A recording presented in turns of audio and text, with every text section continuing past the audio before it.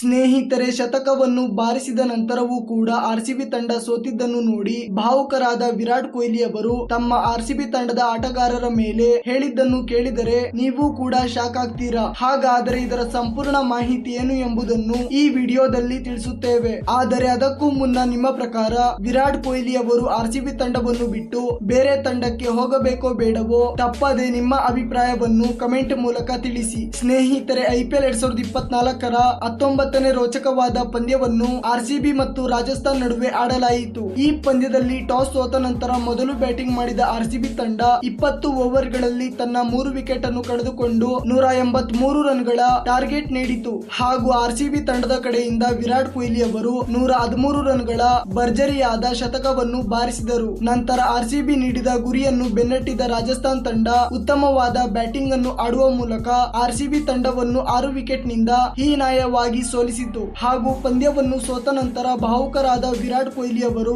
ಮಾತನಾಡುವ ಮೂಲಕ ಇಂದು ನಿಜಕ್ಕೂ ನಾನು ಬಹಳ ನಿರಾಶೆಗೊಂಡಿದ್ದೇನೆ. ಏಕೆಂದರೆ ನಾನು ಆರ್ಸಿಬಿ ತಂಡವನ್ನು ಕೇವಲ ಒಂದು ಟೀಮ್ ಎಂದು ತಿಳಿದುಕೊಳ್ಳದೆ ನನ್ನ ಕುಟುಂಬವೆಂದು ತಿಳಿದುಕೊಂಡು ಆರ್ಸಿಬಿ ತಂಡವನ್ನು ಪ್ರತಿ ಪಂದ್ಯದಲ್ಲಿಯೂ ಕೂಡ ಮನಸ್ಸಿನಿಂದ ಆಡಿ ಗೆಲ್ಲಿಸಲು ಪ್ರಯತ್ನಿಸುತ್ತೇನೆ. ಮತ್ತು ಇಂದು ಆರ್ಸಿಬಿ ತಂಡವನ್ನು ಗೆಲ್ಲಿಸಲು ನಾನು ಶತಕವನ್ನು ಕೂಡ ಬಾರಿಸಿದೆ. ಆದರೆ ಮತ್ತೊಂದು ಕಡೆ ನಮ್ಮ ತಂಡದ ಆಟಗಾರರು ಬೌಲಿಂಗ್ ನಲ್ಲಾಗಲಿ ಅಥವಾ ಬ್ಯಾಟಿಂಗ್ ನಲ್ಲಿ ಆಗಲಿ ಪ್ರತಿ ಪಂದ್ಯದಲ್ಲಿಯೂ ಕೂಡ ಅಷ್ಟು ಉತ್ತಮವಾದ ಎಫರ್ಟ್ ಅನ್ನು ಹಾಕುವುದಿಲ್ಲ. ಹಾಗೂ ಇಂದು ರಾಜಸ್ಥಾನ್ ವಿರುದ್ಧ ಕೂಡ ನಮ್ಮ ಆರ್ಸಿಬಿ ತಂಡದ ಬೌಲರ್ಗಳು ಸಂಪೂರ್ಣವಾಗಿ ಫ್ಲಾಪ್ ಆದರು. ಹಾಗೂ ನಮ್ಮ ಆರ್ಸಿಬಿ ತಂಡ ಪಂದ್ಯಗಳನ್ನು ಸೋಲಲು ಮುಖ್ಯವಾದ ಕಾರಣವೇನೆಂದರೆ ಒಂದು ಪಂದ್ಯದಲ್ಲಿ ನಮ್ಮ ಆರ್ಸಿಬಿ ತಂಡದ ಒಬ್ಬ ಅಥವಾ ಇಬ್ಬ ಆಟಗಾರ ಮಾತ್ರ ಉತ್ತಮವಾಗಿ ಆಡುತ್ತಾನೆ ಮತ್ತು ಇನ್ನುಳಿದವರೆಲ್ಲ ಫ್ಲಾಪ್ ಆಗುತ್ತಾರೆ. ಇದರ ಕಾರಣವೇ ನಮ್ಮ ಆರ್ಸಿಬಿ ತಂಡ ಪಂದ್ಯವನ್ನು ಗೆಲ್ಲುವಲ್ಲಿ ಯಶಸ್ವಿಯಾಗುತ್ತಿಲ್ಲ. ಮುಂದಿನ ಬರುವ ಪಂದ್ಯಗಳಲ್ಲಿಯೂ ಕೂಡ ನಮ್ಮ ಆರ್ಸಿಬಿ ತಂಡದ ಆಟಗಾರರು ಹೀಗೆ ಒಗ್ಗಟ್ಟಿಲ್ಲದೆ ಆಡಿದರೆ ಟ್ರೋಫಿಯನ್ನು ಗೆಲ್ಲುವ ನಮ್ಮ ಕನಸು